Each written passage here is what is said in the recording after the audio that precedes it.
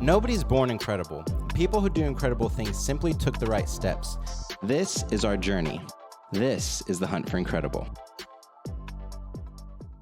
Today I have the pleasure of interviewing a great friend of mine, Jason Albers.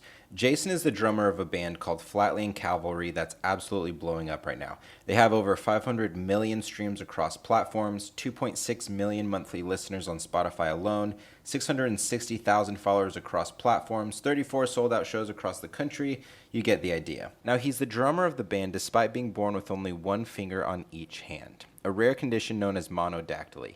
In this episode, Jason shares the story of his childhood, how he turned his unique challenges into advantages, how he and other members started a successful band, and more.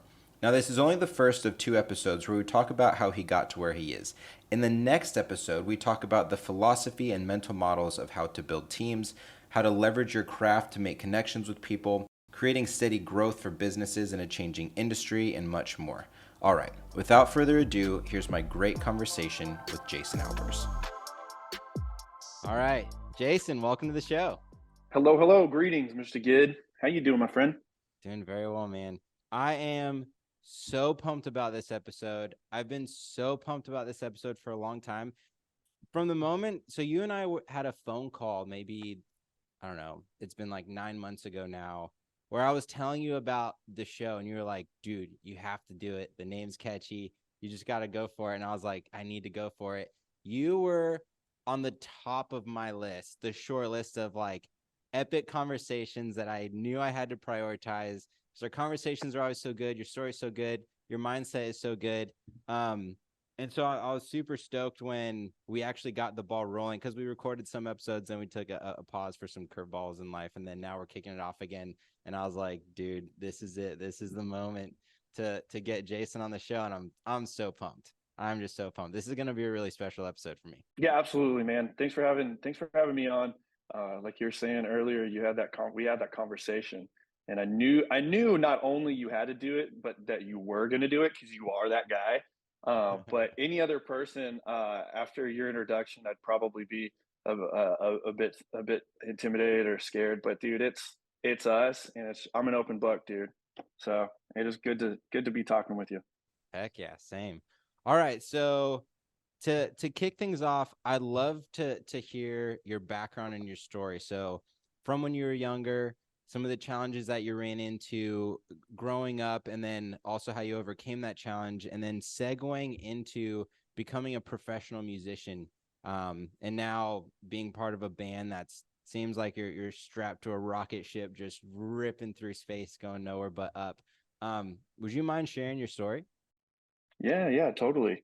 So I grew up in a small town in West Texas, Midland, Odessa, to a family of 6.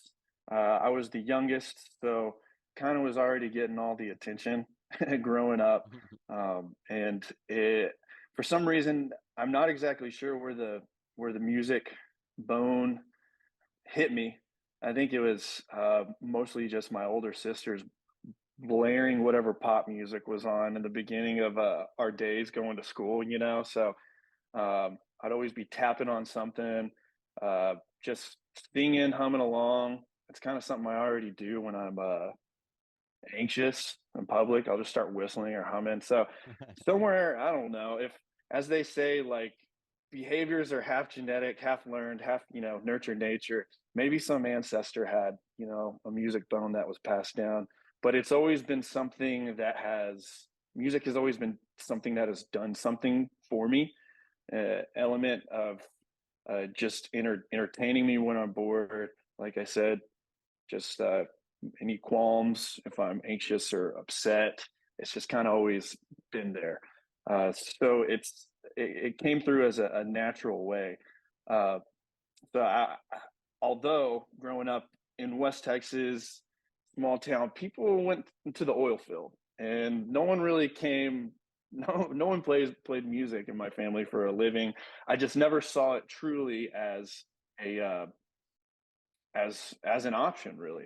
So it was something that I just always kind of lived with uh, alongside life. So I guess as I'm growing up, getting older, decided to go to Texas Tech and be an occupational therapist. I was born with a hand condition, monodactyly, meaning one digit on each hand. Uh, and it was something that, gave me obstacles as a kid. And I knew that seeing occupational therapists as a kid, I knew I could be one growing up. And yeah, that's what I thought. I guess the the line was for me: what to do, where to go, how to make a difference in this world. Um, so it still is, and yeah. I'm a licensed occupational therapist, but also, as you're saying, along that road, the last 30 years, I found a way to play music for a living. In a country band, Flatland Cavalry, country Americana, I don't know, whatever genre is out there anymore.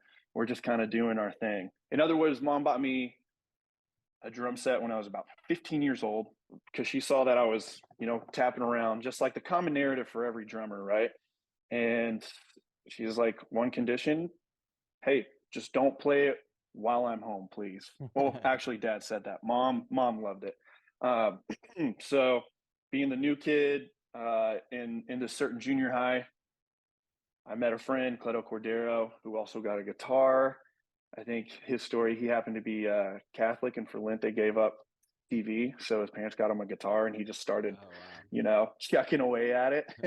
And, at school, we'd be sitting on the sidelines in football talking, hey, you want to jam? And somewhere in the universe, there is a VHS of us playing Smells Like Teen Spirit, in my in my room, like a little camcorder setup, playing some Nirvana or something. As we grew up and decided to go to the same college, Cleto and I guess I'm describing the formations of Flatland Cavalry. Cleto and I went up to Texas Tech and started playing small venues out there, mostly covers. He'd be singing, I'd be, help book some of the stuff. And then, yeah, there's one place called the Blue Light Live out in Lubbock, Texas, that just took us in, nurtured us, gave us a shot. And yeah, from there, it's just grown, So the musician life was something, I guess my main point, something that I never saw myself doing, but I fell into it.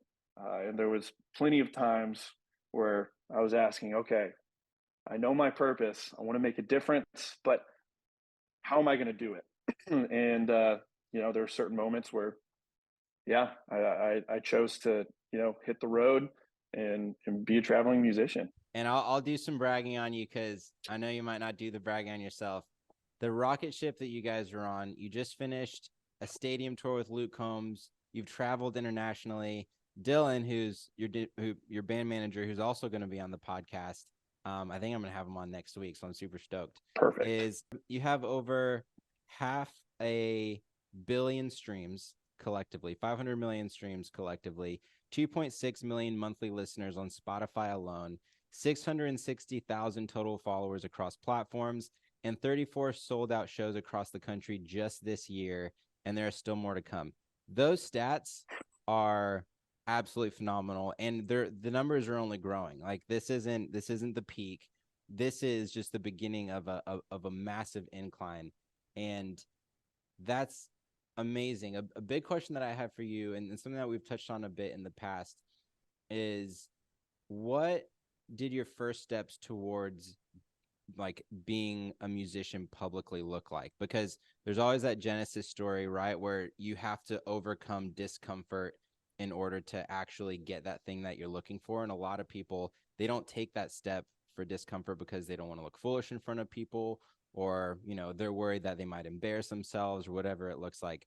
What did your first steps towards actually being public with what you were doing look like? Yeah, that's a great question. Uh, eh, when I think about it, in the early days, I'll tell you the first show that I ever played publicly it was with Cleto and a guy named Alex Knoll, Jason, Alex, and Cleto. We called ourselves the Jack Trio. It was the high school, dude. It was the biggest show ever. It was the high school parade for homecoming, they had us on a tractor trailer. We played covers. We're essentially playing for our peers, right? And that was, I guess, one of the first things. And it really is being on stage in any capacity. If you ask, I think anybody, they'll say that public speaking, public performance is probably their number one fears. And that in front of quicksand vipers and tarantulas, even, because no one wants to be misunderstood, right? So I guess overcoming that within the first couple years of any type of live public performance, it's truly understanding that, well, hey, I'm here and it's going to happen. So be in the present, be in the right now. And that is something that I would have to have learned over the course, even of a decade. It's something that I'm still learning today as new opportunities come. So when you ask what is the obstacles for public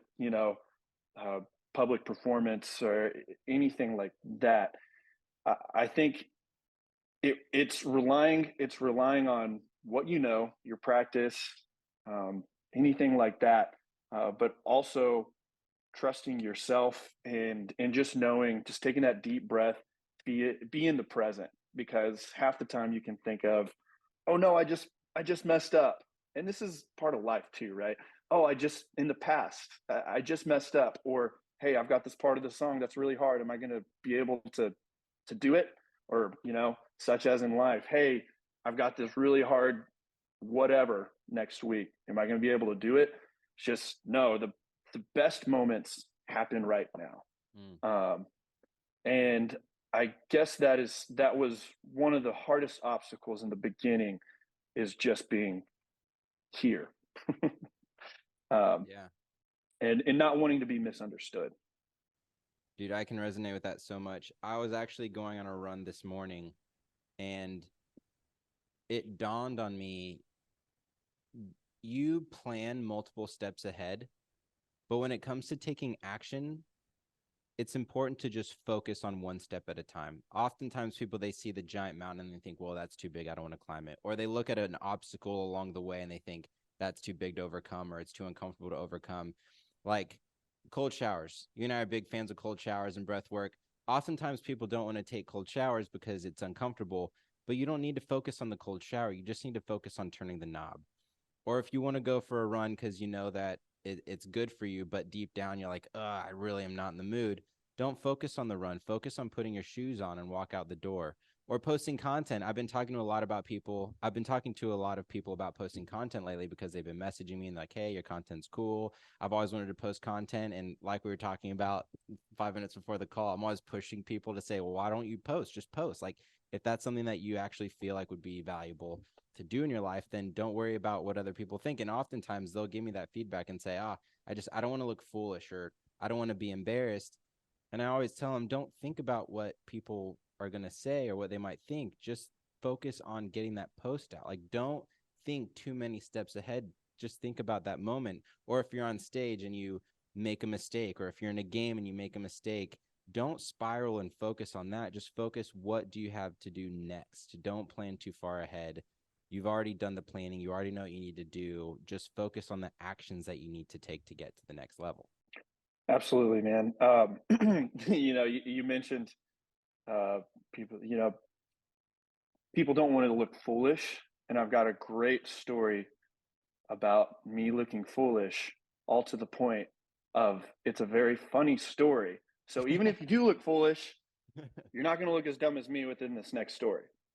One time, we're in Lubbock, still in school, but we had an opportunity to open up for a bigger name, at the time. And we were playing in this bigger venue we'd never played in, and there's going to be more people. And it was awesome.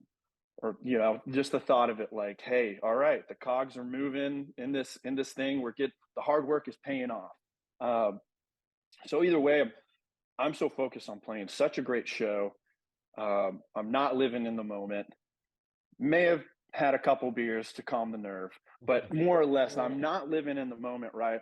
So the guy, the DJ, he's like, "All right, everyone, Flatland Cavalry," a couple hands clap, and I'm usually the first one on stage. But for some odd reason, for me not just being present and aware of what's going on right now, I'm so nervous. I totally miss the stairs coming up on stage, and I go around in front of stage. It's like a 4 foot stage, and I literally crawl up there like a like a baby, a toddler would crawling up the stairs behind you. And like I didn't even notice until we were done, and everyone's just looking at me like, "Jason, what are you doing?" Like I looked like the biggest idiot, right? Just like crawling up just so awkwardly and just like almost falling off, and just like everyone else is just stares, just hey, dude, you okay? What's going on? All to the fact of live in the moment, and even if you do look foolish, hey, you can probably make a good story out of it and get someone to chuckle, because let's not take life too seriously.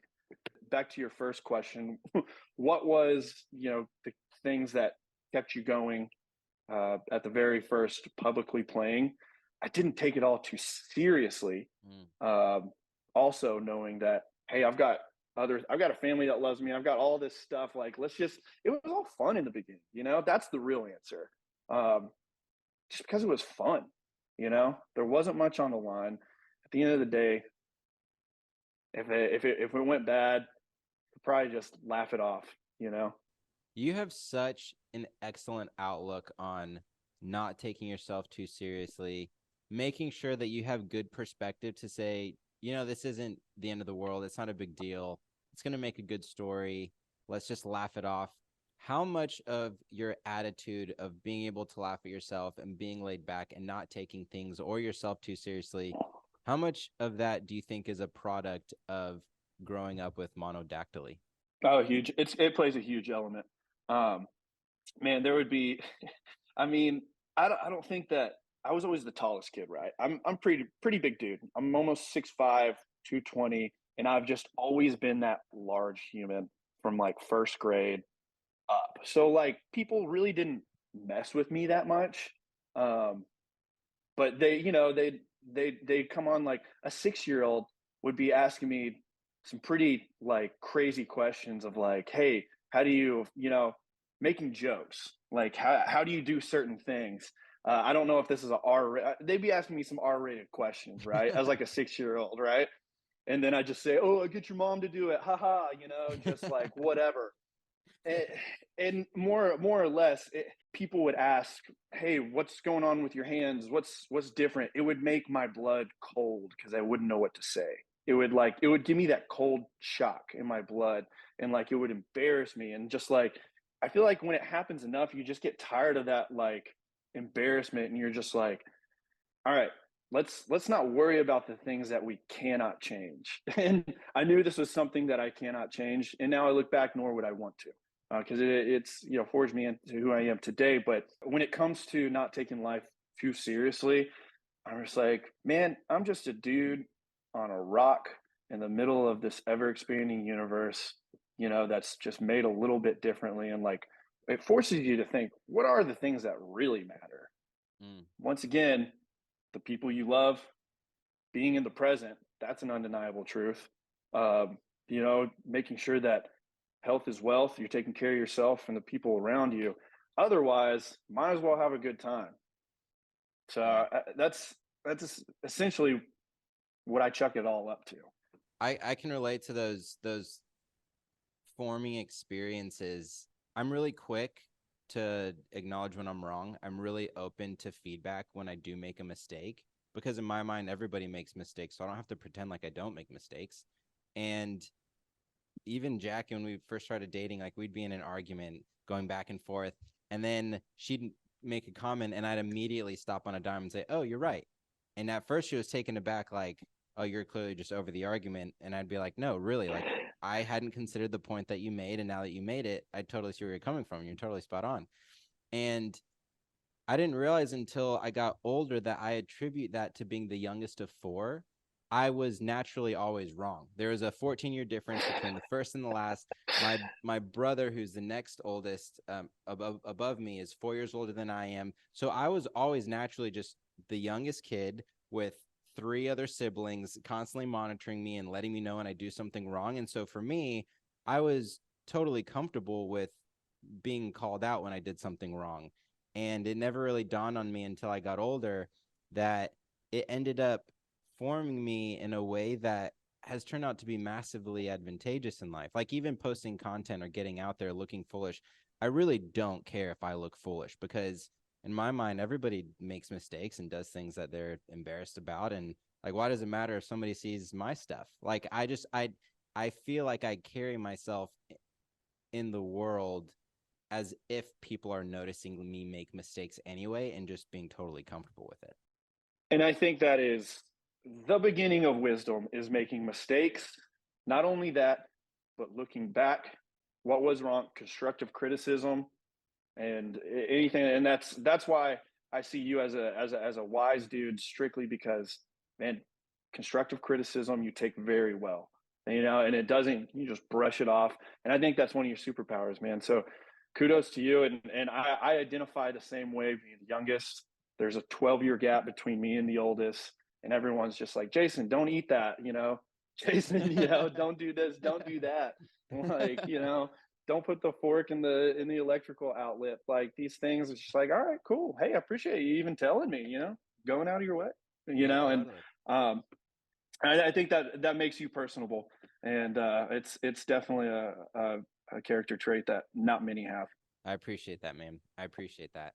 I do want to circle back around to your career and back to what the leap into committing to this professionally looked like. So you started off, you started playing shows, the band started growing, but you were going the occupational therapy route while you were also making music. And then you eventually reached a fork in the road where you realize, okay, this is a leap that I'm going to have to take into being a professional. How did you think about that leap? Was it difficult?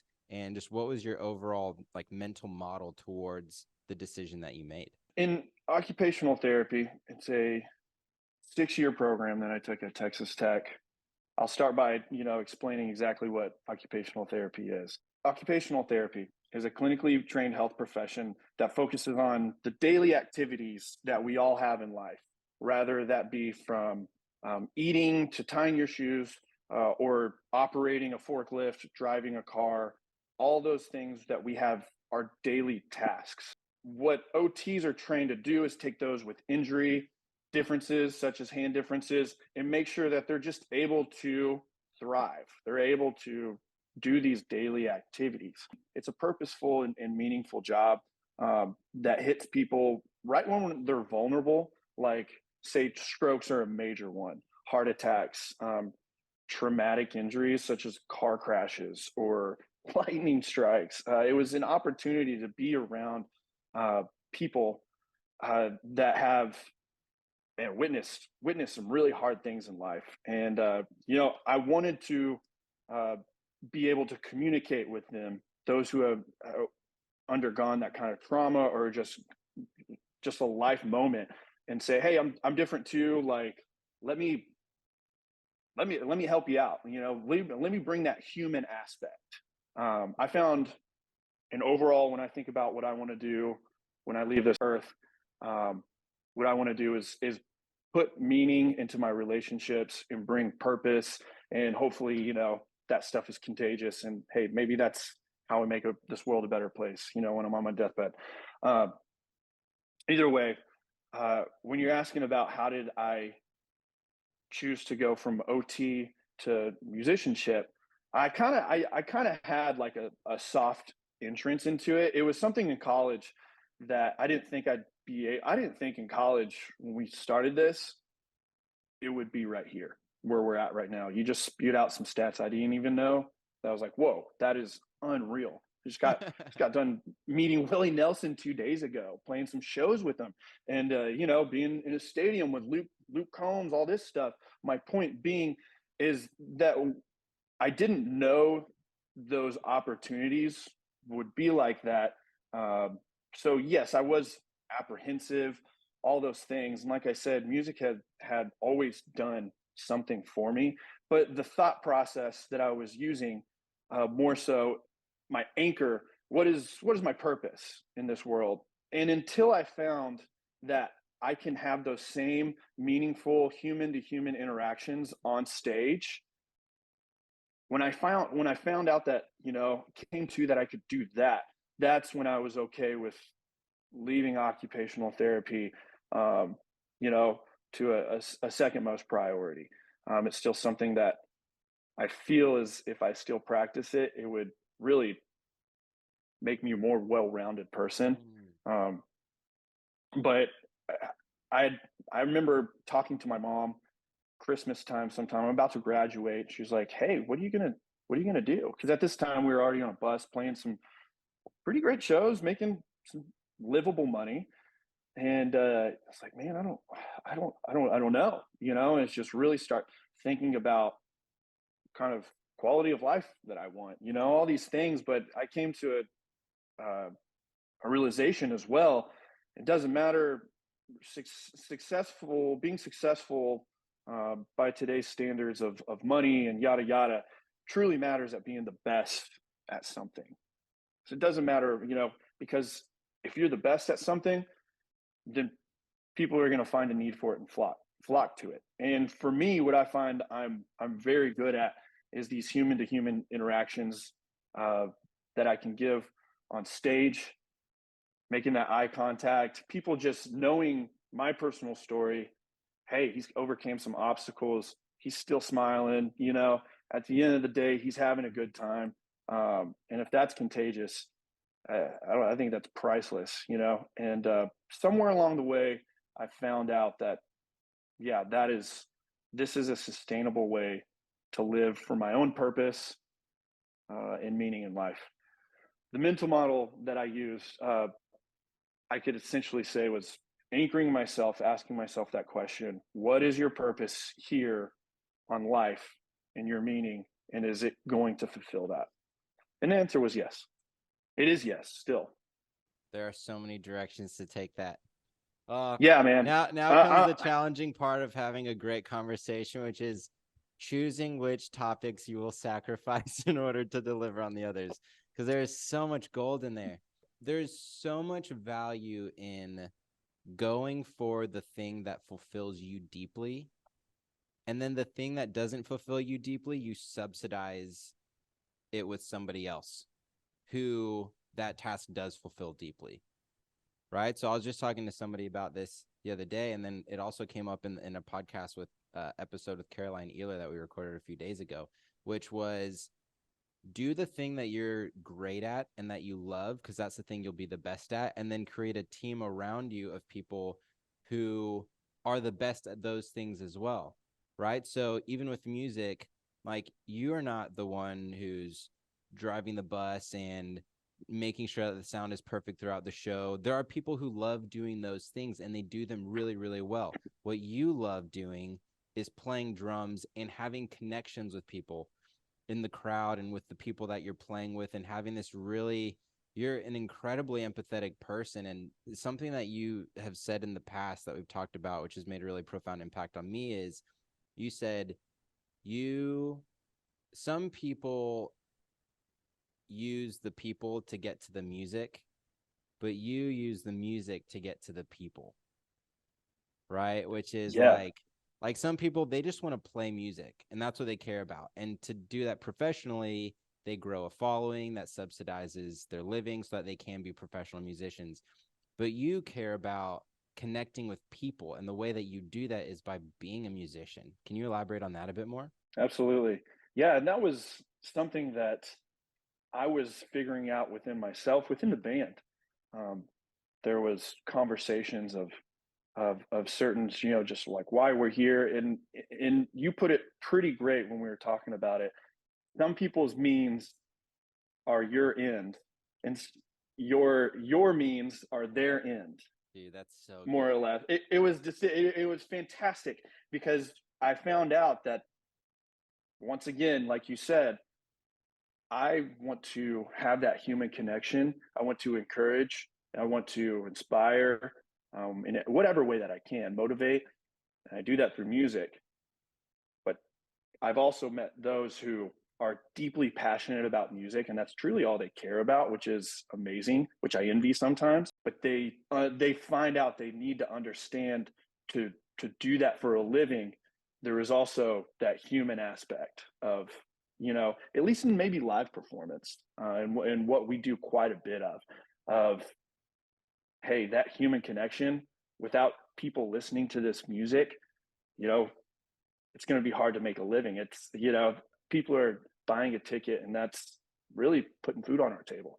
And then kind of understanding that. And yeah, I got off on exactly what our point was, but yeah, you had mentioned that, and you distilled it very well. Yeah, dude, that's so profound. This idea that we operate in a world that's connected almost by a social web as well as a productivity web, where you might be on a path getting somewhere, and there are people who cross that path and they are delivering their own value trying to get to their own path. And the Mhm. best way to get to where you're going, the most effective and fulfilling and productive way, is to find a means of threading everybody's incentives such that everybody is fulfilling their own mission and goal and fulfillment in life, while at the same time delivering value to someone else's mission and goal and value in life. Like, I use this as an example in another episode. I have Rachel Media. It's a media agency that's editing the podcast and chopping it up into reels and posting it on social. So all I am doing is picking the guests, reaching out to them, researching them to come up with good questions, and then having the interview. Like, all of my favorite things. I'm exclusively doing my favorite things in the world to do for this podcast episode. And Rachel Media is handling all the rest. And the reason why that's great is because Rachel Media loves doing the thing that they're doing. So Rachel Media, they love editing content and chopping it up into reels and getting creative with the captions and posting them and engaging with people who engage with the content. Like, that's what they love to do. And I like doing that too, because I love people and I love talking to them. But in terms of that whole process and really zeroing in on what I find valuable and what I find fulfilling and what gives me energy, it is just having great conversations with incredible people and getting to focus on that. It not only makes things easy, but it makes things an accelerant. Like in life, like what I'm going for, I feel like I am being pulled through life as opposed to pushing through life. And it's a profound feeling that I hope everybody experiences at some point in their life when they are doing that thing that they feel genuinely fulfilled with. Yeah. It's a feeling that I tried describing it to Jackie the other day, but I feel almost as if the last 6 months especially, I've always been a workhorse. I've always been like obsessive about productivity. I think it's so fun and exciting to actually see progress. And I genuinely enjoy working and moving through things. Like, I think of it as like you're a professional drummer, but if somebody saw you tapping on a countertop while you're talking to somebody or whistling along, they wouldn't say, "Oh, Jason's such a workaholic." They'd be like, "Oh, what an artist." Right? Like, oh, he's thinking of, like, he thinks that beat is cool. When you come up with a new beat or like you get a melody stuck in your head, that's cool. Nobody says you're a workaholic. They say you're an artist. And that's how I've always thought of business and work and creating companies and products, is that's my form of art. But I've always felt like I am pushing through and grinding forward in life and pushing against resistance. Like, there's beauty in the struggle. But the last 6 months, I have felt like I'm being pulled through life. And I attribute that to a handful of reasons, but some of them have a lot more to do with the fact that I have focused on what I love doing and what brings me energy. And I've delegated all the stuff that I do not want to do. And those people do those jobs significantly better than I could do it. They love doing it significantly more than I love doing it. And they are moving so fast. And I have multiple people in my life that are owning the different sections of the projects that I'm working on, and they are moving so fast that a lot of that resistance has been moved out of the way. So there's less resistance as I move forward, A, and B, they're going so fast that they are pulling me along. Like my number one job for a couple of my teams is literally to just get out of their way. Like give them everything that they need, try to keep from being a bottleneck, and get out of their way. Dude, I identify with this so much on such a level. It's like you're saying at the beginning of what you were explaining. You're talking about within the band. I may not be the one driving or doing the sound, or saying, yeah, let's go with that T-shirt for merch, or let's do this and that. But at one point through the growth process, I have played that role, right? And it sounds like our conversation is turning into something about building teams, which I feel like, which I love. And one thing that now, as we are getting bigger, more successful as far as Flatland, there are those individuals who are taking over those tasks. And the biggest thing, the most impactful thought or conversation or just anything is trusting those who are in those positions to do those jobs that you are not doing, or aren't doing anymore. It's trusting your team. And I've felt the same thing with myself that you had just described within the last couple months. Once I really relinquished myself of those worries and said, wait a second, what if I'm not worried so much more about if the front of house sound is good, or if the T-shirt designs are good, or if we're getting home safely. What if I'm more so worried about those humans, making sure that they are taken care of, so that they can do, just like all I want to do is play beats, bob my head, and just smile and connect with people and talk to them, have great conversations like we're doing. Others have those other strengths, like you're describing your editor for this podcast. But the take home is, I found one of the best ways to build that team is just strictly just trust them. Yeah. And any success that's came our way, I think that has been a huge element. Yeah, and giving up that need for control, or that need for the level of quality that you feel you could deliver it at. Yes. Yeah, now we're segueing into the second half of the episode, which I'm super stoked about.